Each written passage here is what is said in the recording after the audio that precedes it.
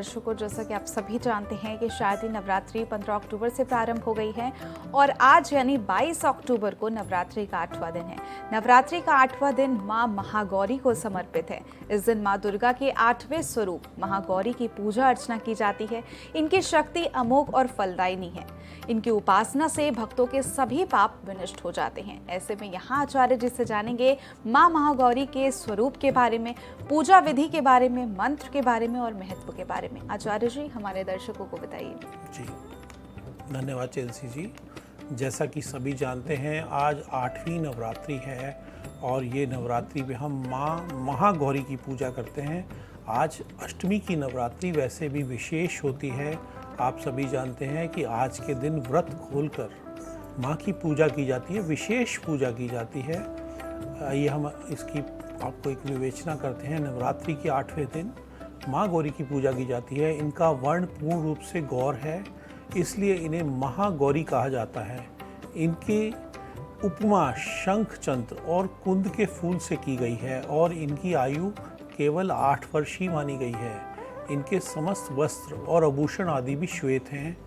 वृषभ पर सवार माँ की 4 भुजाएं हैं, जिनमें ऊपर के दाहिने हाथ में अभय मुद्रा और नीचे वाले दाहिने हाथ में त्रिशूल है।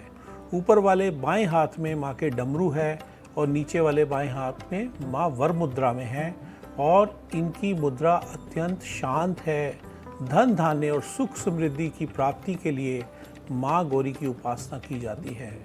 माँ गौरी के पूजन की विधि क्या है? अष्टमी तिथि के दिन प्रातःकाल स्नान करने के पश्चात कलश पूजन पर माँ की विधि विधान से पूजा करें। इस दिन माँ को सफ़ेद पुष्प अर्पित करें, माँ की वंदना और मंत्र उच्चारण करें। आज के दिन माँ को हलवा, पूरी, सब्जी, काले चने और नारियल का भोग लगाना चाहिए। माँ को चुनरी अर्पित करें। अगर आपके घर में अष्टमी पूजा की जाती है तो आप पूजा के बाद कन्याओं को भोजन कराएं, उनका आशीर्वाद लें। ये शुभ फल देने वाला माना गया है। पूजा से जो माँ गौरी से आपको लाभ मिलता है, ध्यान, स्मरण, पूजन, आराधना भक्तों के लिए सर्वाधिक कल्याणकारी है। मनुष्य को सदैव इनका ध्यान करना चाहिए। इनकी कृपा से अलौकिक सिद्धियों की प्राप्ति होती है। ये भक्तों के सभी कष्ट दूर कर देती हैं। अब इनकी उपासना से असंभव कार्य भी संभव हो जाते हैं। मनुष्य की वृत्तियों को सत्य की ओर प्रेरित करने, असत का विनाश करती हैं। भक्तों के लिए यह देवी अन्नपूर्णा के स्वरूप हैं, इसलिए अष्टमी के दिन कन्याओं का पूजन किया जाता है। ये धन, वैभव, सुख, शांति की अष्टशास्त्री देवी हैं।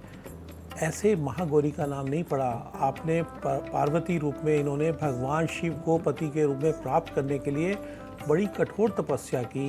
गोस्वामी तुलसीदास जी के अनुसार इन्होंने भगवान शिव के वरण के लिए अत्यंत कठोर संकल्प लिया। इस कठोर तपस्या के कारण इनका शरीर एकदम काला पड़ गया। इनकी तपस्या से प्रसन्न और संतुष्ट होकर जब भगवान शिव ने इनके शरीर पर गंगा जल छिड़का और उसको मलकर धोया, तब वह विद्युत प्रभा के समान अत्यंत कांतिमान गौर उठा। तभी से इनका नाम महागौरी पड़ा। बिल्कुल आचार्य जी, बहुत बहुत शुक्रिया तमाम सारी जानकारी के लिए। तो यहाँ आचार्य जी ने बताया माँ महागौरी की पूजा कैसे करनी चाहिए, पूजा करने का जो सही तरीका है वो बताया, पूजा विधि बताई, साथ ही साथ महत्व भी बताया, माँ का स्वरूप कैसा है ये भी हमने जाना।